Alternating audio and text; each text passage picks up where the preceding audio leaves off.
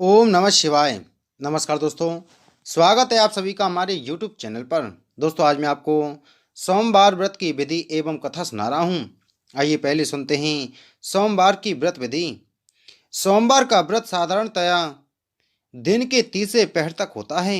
व्रत में फलाहार या पारण का कोई खास नियम नहीं है, किंतु यह आवश्यक है कि दिन रात में केवल एक समय भोजन करें। सोमवार के व्रत में शिवजी एवं पार्वती जी का पूजन करना चाहिए। सोमवार के व्रत तीन प्रकार के हैं: साधारण प्रति सोमवार, सौम्य प्रदोष और 16 सोमवार।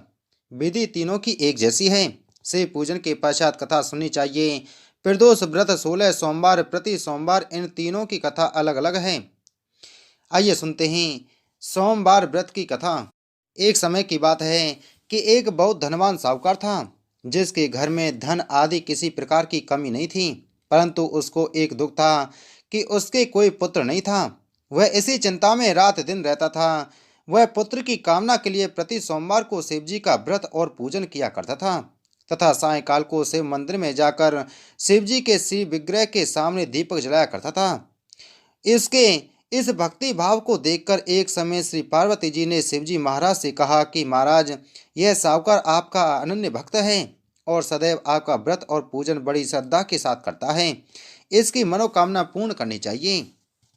शिव जी ने कहा, हे पार्वती, यह संसार कर्म क्षेत्र है। जैसे किसान खेत में जैसा बीज बोता है वैसा ही फल काटता है, उसी तरह इस संसार में प्राणी जैसे कर्म करते हैं वैसे ही फल भोगते हैं। पार्वती जी ने अत्यंत आग्रह से कहा, महाराज, जब यह आपका अनन्य भक्त है और इसको अगर किसी प्रकार का दुख है तो उसको अवश्य दूर करना चाहिए, क्योंकि आप सदैव अपने भक्तों पर दयालु रहते हैं और उनके दुखों को दूर करते हैं। यदि आप ऐसा नहीं करोगे तो मनुष्य आपकी सेवा तथा व्रत क्यों करेंगे। पार्वती जी का ऐसा आग्रह देख शिवजी महाराज कहने लगे, हे पार्वती, इसके कोई पुत्र नहीं है। इसी चिंता में यह अति दुखी रहता है। इसके भाग में पुत्र न होने पर भी मैं इसको पुत्र की प्राप्ति का वर देता हूँ, परंतु यह पुत्र केवल 12 वर्ष तक जीवित रहेगा। इसके पश्चात वह मृत्यु को प्राप्त हो जाएगा। इससे अधिक मैं और कुछ इसके लिए नहीं कर सकता। यह सब बातें साहूकार सुन रहा था। इससे उसको ना तो कुछ प्रसन्नता हुई और ना ही कुछ दुख हुआ। वह पहले जैसा ही शिवजी महाराज का व्रत और पूजन करता रहा। कुछ काल व्यतीत हो जाने पर साहूकार की स्त्री गर्भवती हुई और 10वें महीने उसके गर्भ से अति सुंदर पुत्र की प्राप्ति हुई। साहूकार के घर में बहुत खुशी मनाई गई, परंतु साहूकार ने उसकी केवल 12 वर्ष की आयु जान कोई अधिक प्रसन्नता प्रकट नहीं की और न ही किसी को यह भेद ही बताया। जब वह बालक 11 वर्ष का हो गया तो उस बालक की माता ने उसके पिता से विवाह आदि के लिए कहा, तो वह साहूकार कहने लगा कि अभी मैं इसका विवाह नहीं करूंगा, अपने पुत्र को काशी जी पढ़ने के लिए भेजूंगा।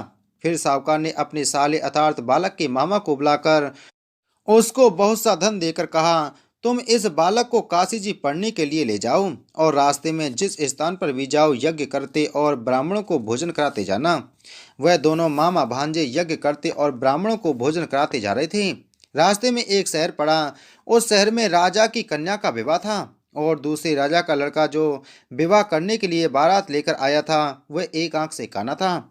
उसके पिता को इस बात की बड़ी चिंता थी कि कहीं वर को देख कन्या के माता पिता विवाह में किसी प्रकार की अड़चन पैदा ना कर दें। इस कारण जब उसने अति सुंदर सेठ के लड़के को देखा तो उसके मन में विचार आया कि क्यों ना दरवाजे के समय इस लड़के से वर का काम चलाया जाए। ऐसा विचार कर वर के पिता ने उस लड़के और मामा से बात की तो वे राजी हो गए। फिर उस लड़के को वर के कपड़े पहनाकर घोड़ी पर चढ़ा दरवाजे पर ले गए और सब कार्य प्रसन्नता से पूर्ण हो गए। फिर वर के पिता ने सोचा कि यदि विवाह कार्य भी इसी लड़के से करा लिया जाए तो क्या बुराई है। ऐसा विचार कर लड़के और उसके मामा से कहा, यदि आप फेरों का और कन्यादान के काम को भी करा दें तो आपकी बड़ी कृपा होगी। मैं इसके बदले में आपको बहुत कुछ धन दूंगा। तो उन्होंने स्वीकार कर लिया। विवाह कार्य भी बहुत अच्छी तरह से संपन्न हो गया। परंतु जिस समय लड़का जाने लगा तो उसने राजकुमारी की चुनरी के पल्ले पर लिख दिया कि तेरा विवाह तो मेरे साथ हुआ है, परंतु जिस राजकुमार के साथ तुमको भेजेंगे वह एक आंख से काना है। मैं काशी जी पढ़ने जा रहा हूँ। लड़के के जाने के पश्चात राजकुमारी ने जब अपनी चुनरी पर ऐसा लिखा हुआ पाया तो उसने राजकुमार के साथ जाने से मना कर दिया और कहा कि यह मेरा पति नहीं है, मेरा विवाह इसके साथ नहीं हुआ है, वह तो काशी जी पढ़ने गया है। राजकुमारी के माता पिता ने अपनी कन्या को विदा नहीं किया और बारात वापस चली गई। उधर सेठ का लड़का और उसका मामा काशी जी पहुंच गए। वहां जाकर उन्होंने यज्ञ करना और लड़के ने पढ़ना शुरू कर दिया। जब लड़के की आयु 12 साल की हो गई, उस दिन उन्होंने यज्ञ रच रखा था कि लड़के ने अपने मामा से कहा, मामा जी, आज मेरी तबीयत कुछ ठीक नहीं है। मामा ने कहा, अंदर जाकर सो जाओ। लड़का अंदर जाकर सो गया और थोड़ी देर में उसके प्राण निकल गए। जब उसके मामा ने आकर देखा तो वह मुर्दा पड़ा था, तो उसको बड़ा दुख हुआ और उसने सोचा कि अगर मैं अभी रोना पीटना मचा दूंगा तो यज्ञ का कार्य अधूरा रह जाएगा। अतः उसने जल्दी से यज्ञ का कार्य समाप्त कर ब्राह्मणों के जाने के बाद रोना पीटना आरंभ कर दिया। संयोगवश उसी समय से पार्वती जी उधर से निकल रहे थे। जब उन्होंने जोर जोर से रोने की आवाज़ सुनी तो पार्वती जी कहने लगी, महाराज, कोई दुखिया रो रहा है, इसके कष्ट दूर कीजिए। जब से पार्वती जी ने पास जाकर देखा तो वहां एक लड़का मुर्दा पड़ा था। पार्वती जी कहने लगी, महाराज, यह तो उसी सेठ का लड़का है जो आपके वरदान से प्राप्त हुआ था। शिव जी कहने लगे, हे पार्वती, इसकी आयु इतनी ही थी, सो यह भोग चुका है। तब पार्वती जी ने कहा, हे महाराज, इस बालक को और आयु दो, नहीं तो इसके माता पिता तड़प तड़प कर मर जाएंगे। पार्वती जी के बार बार आग्रह करने पर शिव जी ने उसको जीवन वरदान दिया और शिव जी महाराज की कृपा से लड़का जीवित हो गया। शिव पार्वती जी कैलाश पर चले गए। वह लड़का और मामा उसी प्रकार यज्ञ करते तथा ब्राह्मणों को भोजन कराते अपने घर की ओर चल पड़े। रास्ते में उसी शहर में आए जहां उसका विवाह हुआ था। वहां पर आकर उन्होंने यज्ञ आरंभ कर दिया तो उस लड़के के ससुर ने उसको पहचान लिया और अपने महल में ले जाकर उसकी बड़ी खातिर की। साथ ही बहुत से दास दासियां सहित आदर पूर्वक लड़की और जमाई विदा किया।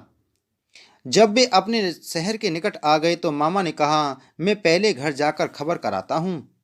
जब उस लड़के का मामा घर पहुंचा तो लड़के के माता पिता घर की छत पर बैठे थे और यह प्रण कर रखा था कि यदि हमारा पुत्र सकुशल लौट आया तो हम राजी खुशी नीचे आ जाएंगे, नहीं तो हम छत से गिरकर अपने प्राण त्याग देंगे।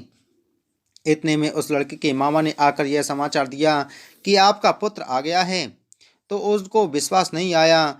उसके मामा ने शपथ पूर्वक कहा कि आपका पुत्र अपनी स्त्री के साथ बहुत सा धन लेकर आया है। तो सेठ ने आनंद के साथ उसका स्वागत किया और बड़ी प्रसन्नता के साथ रहने लगे। इसी प्रकार से जो कोई भी सोमवार के व्रत को धारण करता है अथवा इस कथा को पढ़ता अथवा सुनता है, उसकी समस्त मनोकामनाएं पूर्ण होती हैं।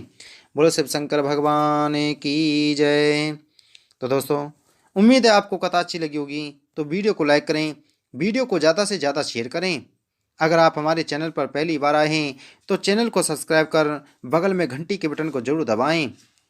ओम नमः शिवाय।